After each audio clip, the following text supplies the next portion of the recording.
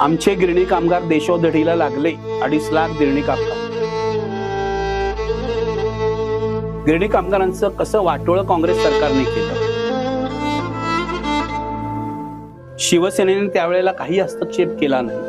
वाटोळं झालं. गिरणी कामगारांना घरं आपली चालवायला, कुटुंब जिवंत ठेवायला काय करावं लागलं याचं प्रतिबिंब जयंत पवारांच्या अधांतर नाटकात आहे. तुम्ही बघितलं असेल अधांतर नाटकामध्ये.